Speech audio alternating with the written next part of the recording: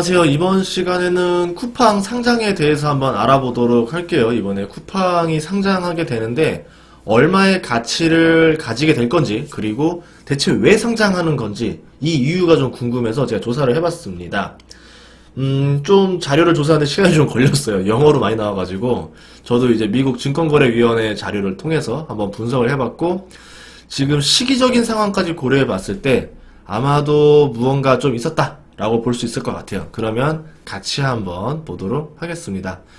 우선은 쿠팡에 대한 자료를 보기 위해서는요, 이 미국 증권거래위원회 홈페이지에 들어가서요, 쿠팡을 영어로 쳐주면 됩니다. 쿠팡 이렇게 치면은 기업이 하나 나와요. 여기 검색하게 되면은 쿠팡이 올린 자료들이 있어요. 2020년 12월 7일부터 1월 15일에도 한번 올렸었고, 최근에 올린 2월 12일 자료, 이게 이제 이슈가 된 거죠. 그래서 상장을 한다라 나와 있는데 여기 굉장히 많은 자료들이 나와 있습니다. 그래서 자료들을 보면은 그 이제 보고서, 원본 보고서와 거기에 필요한 짜잘한 어떤 뭐랄까 참고 자료들, 그리고 여기에 들어가는 임원진들에 대한 사진까지, 초상 사진까지 다 나와 있습니다.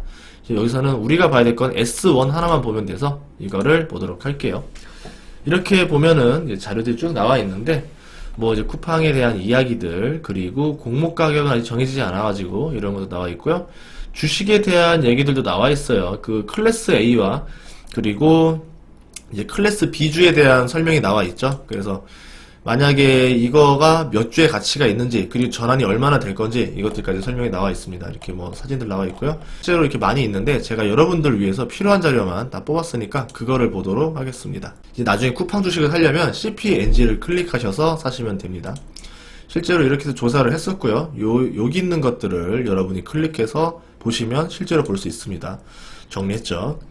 아까 이렇게 됐는데, 그 쿠팡을 상장하게 되면 10조의 돈이 들어온다라고 나와 있고, 제가 여기서 다시 계산해 봤을 때는 11조 정도가 들어오더라고요. 그래서 쿠팡이라는 회사는 11조의 현금을 받을 수 있게 된다. 공모에 성공하면요. 이렇게 볼 수 있는 거고, 클래스 주식에 대한 얘기가 나와 있었어요. 그래서 이게 클래스 A 보통주, 클래스 B 보통주가 있는데, A등급 보통주는 주당 1표, B등급 보통주는 주당 29표를 받을 수 있다라는 거예요. 그래서 이제 보통주를 풀겠죠. 보통주를 이제 공모로 모을 거고, 경영진, 그러니까 대표가 가지고 있는 이 B등급 보통주 보유자는 이제 나중에 의결권, 그러니까 주식은 다 줄 수 있어도 의결권은, 경영권은 뺏기지 않겠다라는 생각인 것 같아요. 그래서 클래스 A부터 J까지 있던데, 이 B등급의 주식이 주당 29표라서 실질적으로 이거는 절대 안 풀지 않을까 싶습니다. 이게 왜 그러냐면 여기 이런 말이 있어요.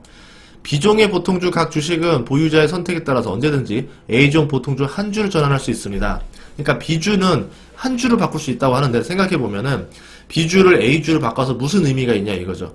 의결권 29개 표가 한 표로 사라지는데 이거를 할 일은 없겠죠. 그래서 실질적으로 이 클래스 B를 보호하기 위해서 미국에 상장했다라는 겁니다.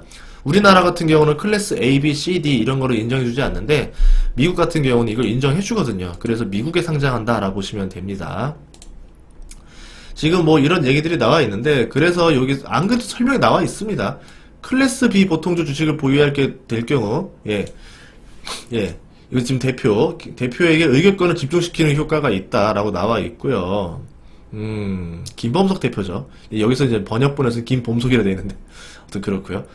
그래서 이렇게 이거에 대한 우려를 이미 다 얘기를 해놓은 겁니다. 상장할 때 된 거고요. 그래서 클래스 A주는 보통주 한 주고, 클래스 B주는 보통주 29주가 된다. 근데 이 클래스 A로 전환이 가능하다. 하지만 그럴 때는 보통주 한 주로 전환되기 때문에 그럴 리 없다. 아마도 클래스 A와 클래스 B로 갈 것이다 라고 본다라는 것이죠. 조사를 또 해봤더니 이런 얘기가 있어요. 안 좋은 얘기를 합니다. 이중 등급 구조라고 하는데, 이것 때문에 A등급의 보통주 주당 가격에 미칠 수 있는 영향이 있어요. 어떤 영향이 있냐면은, S&P와 다우존스는 더 이상 다중지수를 보유한 회사를 인정하지 않겠다라고 발표를 했습니다. 이 이야기인즉슨 무엇이냐? 나스닥으로 가라는 얘기죠. 그러니까 S&P랑 다우로 들어가기에는 쉽지가 않다. 그래서 아마 나스닥으로 상장을 해야 될 것이다 라고 본 거고요. 여기서 또 어떤 얘기가 있냐면 클래스는 특정 인덱스의 구조를 공유한다. 그래서 영향을 받는 지수에 러셀 지수, S&P 500 지수, 뭐 나머지에 들어가 있는데 이중 클래스 구조로 인해서 이런 지수 및 특정 기타 지수에 포함시킬 수 없다. 그러니까 S&P 500에 들어갈 수 없다라고 나와 있습니다. 결과적으로 이러한 지수를 수동적으로 추적하려는 뮤추얼 펀드, 그러니까 인덱스 ETF에, 그러니까 S&P 500 지수 ETF를 추종하는 뭐 이런 투자 ETF에는 이중 클래스를 가진 주식을 포함할 수 없다. 뭐 이렇게 나와 있는 건데, 뭐 나스닥으로 들어가면은 크게 문제 있을 것 같지는 않아서 상관은 없을 것 같습니다. 결과적으로 A등급 보통주의 주당 가격은 계속 하락하거나 하락할 수 있다라고 이미 우려를 어느 정도 얘기해놨어요. 이거를 알고 사셔야 되는 겁니다. 뭐 물론 꼭 그렇지는 않을 거예요. 그런데 아무래도 상장하는 쪽에서는 이러이러한 문제도 발생될 수 있습니다. 라고 지금 말을 해놨다라고 하는 거예요. 근데 아마 될 것 같고요. 아무튼 요거는 그냥 우려라는 거니까 그냥 참고로만 들으시면 될 것 같습니다. 이번에는 어떤 얘기가 있냐면 그래서 클래스 A부터 클래스 J까지 이미 이런 주식이 있다라는 거예요. 실제로 2020년 12월 31일 기준으로 나온 거고요. 아, 이렇게 갈 수 있구나라는 것을 아시면 됩니다. 2018년에는 I 선호 유닛을 보유자에게 팔았고요. 2019년 9월에도 J라는 걸 또 팔았고요. 2019년에는 또 이렇게 환매를 해주고 뭐 이런 식으로 팔았다라는 기록이 나와 있다라는 것이죠. 이 회사에서 그래서 의결권 비율을 봤더니 이제 A와 B를 보니까 지금 A 보통주, B 보통주 나왔더니 의결권 상으로는 클래스 B가 4, A가 1을 가지고 있습니다. 그러니까 결국은 김범섭 회장이 A라는 주식을 다 풀어도 아마 경영권을 뺏기는 데는 전혀 문제가 없다. 그러니까 아마 이 A라는 주식을 더 많이 찍어내서 발행을 해두지 않을까 뭐 이렇게 보고 있습니다. 실적이 급상승인 것 같은데 지금 상장한 이유 중에 하나가 요 2020년에 나온 요 매출입니다. 순소매 판매라는 게 그냥 매출이라고 보시면 돼요. 지금 2019년 대비 2020년에 2배가 뛰었어요. 90% 성장을 했고요. 2018년 대비 지금 2년 만에 매출이 3배가 늘었습니다. 뭐 정말 많이 늘었죠. 그리고 뭐 3년 만에는 매출이 5배가 늘었다 이렇게 볼 수 있고요. 뭐 이런 속도를 봤을 때는 엄청나게 빠르다라는 거고 지금 보면은 수익에 대해서는 매출원가, 총순수익 나와 있는데 운영손실, 그러니까 영업이익은 아직까지는 적자입니다. 적자의 폭이 뭐 작년보다 좀 줄었다라고 하지만 아직 적자 폭이 완벽히 줄진 않았습니다. 순손실도 나와 있죠. 지금 우리가 말하면 순이익도 아직은 적자로 나와 있고요. 적자는 3년째 빠르게 감소하고 있는데 아직 적자인 상태다라고 볼 수 있습니다. 하지만 긍정적인 이슈도 하나 있을 거예요. 좀 이따 알려드릴게요. 자, 자산 및 이거 보면은 지금 자 보시면 자산이랑 부채를 볼 수 있는데요. 여기서 보면은 자산이 어떻게 보고 있습니까? 굉장히 빠르게 늘고 있죠. 자산이 지금 2년 만에 자산이 3배가 됐습니다. 그러면 어떤 것 때문에 그랬나 봤더니 부채가 늘었어요. 부채와 자산이 거의 비슷한 비율입니다. 2018년에는 부채가 훨씬 더 많았고 지금 2019년에는 자산과 부채의 밸런스가 얼추 맞았죠. 그 이유는 추가로 납입해준 돈이 있어서 그런 거고요. 그리고 이제 총 부채를 보시면은 여기서 보면은 이제 거의 다시 또 부채가 앞섰다라는 것을 볼 수 있습니다. 그래서 주주 자본금이 지금 손실 중이다라는 것이죠. 결국은 뭐냐면은 그러니까 자본 잠식 기업이라는 거죠. 일종의 이렇게 볼 수 있습니다. 자산보다 부채가 더 많은 기업이다. 그래서 자산은 5조 6천억인데 부채는 6조 2천억. 그래서 자본은 마이너스 6천억으로 자본 잠식 상태다라는 것을 알 수 있습니다. 근데 우리 긍정적인 점 하나가 있어요. 딱 하나. 왜 상장을 했나를 생각을 해보니까 지금 현금 흐름표예요. 현금 흐름표를 보면은 순현금, 특히 영업활동 현금 흐름이 나와 있는데 2019년까지는 적자였어요. 적자가 줄다가 2020년에 드디어 흑자가 됐습니다. 제가 이걸 또 알아봤더니 매출 대비 지금 영업현금 흐름이 36배가 나옵니다. 매출 대비 영업현금 흐름도 36배여서 이 정도면 괜찮겠네 라고 지금 볼 수 있다라는 것이죠. 네. 그래서 이번에 상장한 것이 아니냐, 영업활동 현금 흐름 흑자를 보여주고 나서 상장하게 된 거다. 아무래도 적자로 상장했을 때보다는 흑자로 상장했을 때 더 가치가 올라가니까 이걸 노린 게 아닌가 싶고요. 그 위에 또 어떤 이야기가 있었냐면 주목할 이야기 중에 하나가 가입자에 대한 이야기가 있어요. 여기서 활성된 고객 기반이라고 해가지고, 아이고 잠시만요. 네, 여기 고객 기반이라고 해서 지금 활성된 고객 기반 1180만에서 1480만으로 증가했다라 해가지고 가입자가 900만이었어요. 2년 전에. 그리고 작년에 1180만, 이번에 1480만. 대한민국 국민 셋 중에 하나는 쿠팡 고객이라는 거죠. 이제 뭐 그럼 아주 어린이, 뭐 노인들 빼고 났을 때 일반적인 사람들 둘 중에 한 명은 쿠팡에 가입되어 있다. 이렇게 볼 수 있는 내용입니다. 실제로 그 외에도 이제 활성 고객당 순이익도 있는데 굉장히 의미 있는 지표가 나왔어요. 그러니까 127달러였습니다. 2018년에는 1인당 127달러의 순이익을 냈는데 이제는 고객 한 명당 256달러의 순이익을 낸다라는 거고, 이거는 고객들이 그만큼 쿠팡에 대해서 구입하는 금액이 늘었다라는 겁니다. 예전에는 고객이 긴가민가한 상태로 약간 간을 봤다라는 거죠. 쿠팡을 요 정도만 사보자라고 했는데 지금은 구입하는 금액이 엄청 늘어서 이제는 고객당 이익이 꽤 늘어났다 이렇게 볼 수 있습니다. 이번에는 또 이걸 볼 건데요. 분기당으로 봐도 굉장히 빠르게 성장하고 있다는 것을 알 수 있어요. 지금 3개월 만에 작년 2분기 대비 지금 4분기를 보니까 3개월 만에 거의 뭐 두 배는 아니겠네. 한 50%의 성장을 보여준다는 거죠. 이 속도면은 굉장히 빠르다는 것을 볼 수 있고, 그리고 손실도 빠르게 감소했습니다. 이런 면을 봤을 때는 쿠팡이 지금 굉장히 빠른 성장이 아닌가라고 나올 수 있고, 지금 여기서 보다시피 성장 속도를 보고 있는 4배가 성장됐다. 2년 만에 4배를 성장시켰다. 분기별로 봤을 때 이런 위력을 보여주고 있다는 거죠. 당연히 높은 평가를 받을 수 있다라고 말하는 것 같고요. 쿠팡 같은 경우는 회사가 재미가 있는 게, 뭐 쿠팡이라는 회사는 한국에도 있지만 지금 미국에도 있고요. 회사가 있고요. 그리고 중국에도 있고요. 상하이, 베이징 이렇게 있다. 이렇게 볼 수 있습니다. 그리고 아시아 홀딩스를 하나 만들어서 싱가포르에 놨는데, 아마 이거는 미국에 두고 아시아에 둔 다음에 아시아에서 한국으로 해가지고, 아마 싱가포르 할 때 보통 세금이랑 관련이 많아요.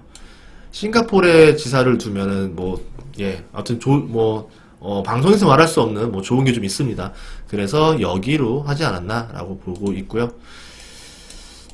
이제 상장을 하니까 좀 다르게 봐야 되겠죠. 대표 임금에 대한 내용들도 나와 있는데, 간단하게 보면 연봉이 10억이었다 이렇게 나와 있고요. 옵션 발행 가치가 엄청나게 큽니다. 이거 외에도 페이지가 굉장히 많았어요. 그래서 이것들을 보면은 굉장히 많은 보상이 이루어졌다라는 것을 알 수 있습니다. 여기에서 보면은 달러로만 쳐도 보상표만 해도 2020년 보상표에 1434만 달러를 보상받았다라는 거예요. 주식 보상이 굉장히 많았습니다. 그래서 현금은 솔직히 의미가 없고, 실질적으로 주식 보상이 굉장히 많았다라고 볼 수 있다. 주식 보상이 상당히 크다. 이렇게 정리할 수 있어요. 자, 근데 이 타이밍에 왜 상장을 하려고 했는가에 대해서 한번 알아봤더니, 최근에 나온 뉴스들을 종합해보면은, SK텔레콤의 11번가와 아마존이 이제 협력을 하잖아요. 그래서 해외 직구를 시작하려고 보여요. 그럼 해외에 있는 물건들, 아마존에 있는 물건을 11번가를 통해서 구입할 수 있게 됐다라고 하면, 제 생각에는 11번가로 사람 많이 갈 것 같거든요. 그래서 굉장히 좀 많이 센세이션한 일이 벌어질 것 같다 생각을 하고, 아마존이 가진 강점이 무엇이냐라고 하면은 직매입이라는 게 있어요. 우리나라 유통업체들은 잘 안 하는 건데, 쿠팡도 하긴 해요.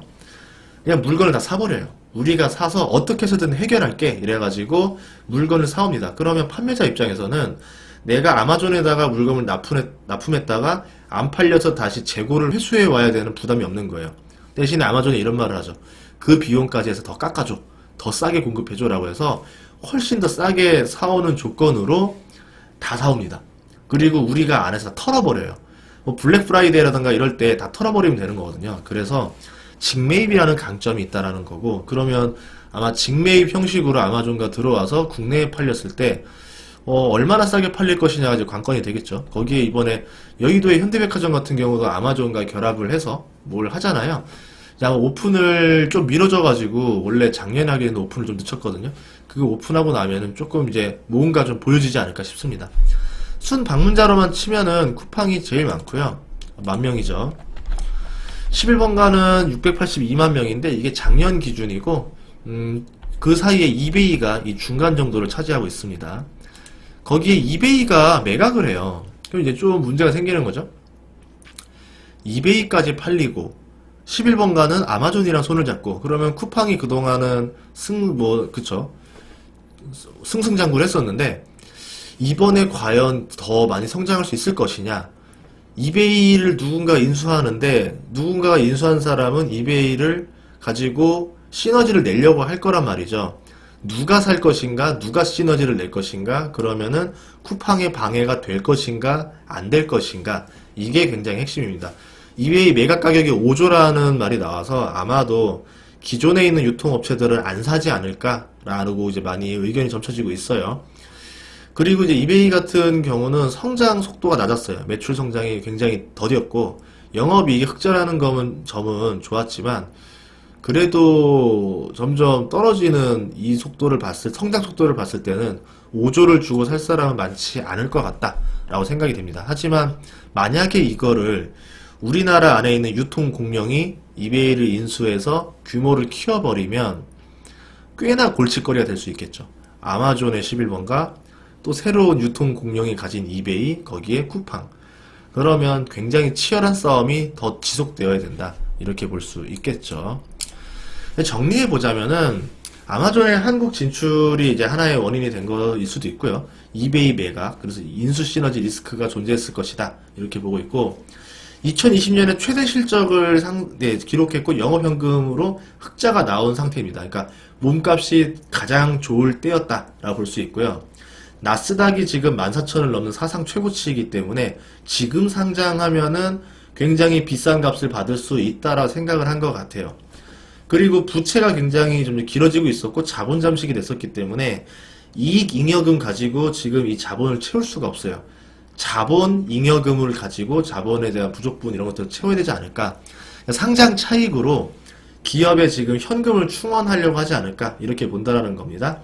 그리고 지금 손정희 회장이 32% 지분인가요? 투자를 해서 이렇게 가지고 있는데 여기에 대한 투자금을 회수하고 또 새로운 재투자를 하기 위해서 다시 또 현금이 필요한 게 아니었을까? 뭐 이렇게까지 예상할 수가 있을 겁니다. 그러면 왜 지금 상장하는지에 대한 이유가 나온 거겠죠. 그럼 상장 가치는 얼마가 될 거냐라고 했을 때 뉴스를 봤더니 쿠팡 내부에서는 43조 정도로 평가를 했어요. 그런데 월스트리트에서 55조 정도 예상한다. 라고 더 오히려 분위기를 띄워준 거예요. 물론 공모가 위주고 공모한 다음에 주가가 더 올라갈 수도 있습니다. 실제로 에어비앤비 같은 경우도 우리가 예상했던 기업 가치보다 2배 높은 가격으로 공모가를 했는데 거기서 주가가 또 올라버렸죠. 그러니까 실질적으로 여기서 평가한 기업 가치보다 4배 이상 올라버린 게 된단 말이에요. 그러니까 어디까지 올라갈지 몰라요. 다만 우리가 비교할 수 있는 수단 중에 유일한 게 PSR이라는 게 있어요. 시가총액 나누기 매출액 해봤더니 쿠팡의 지금 매출이 13조가 나옵니다. 그러면 가치가 지금 43조에서 55조를 보니까 PSR로 지금 3.3배에서 4.2배 정도를 적용해주고 있다라고 볼 수 있고요. 아마존이 지금 4.28배고 이베이가 4.17배인 걸 봤을 때 아마도 상장 가치가 50조 이상은 넘어가지 않겠느냐 이렇게 조심스럽게 예측하고 있습니다.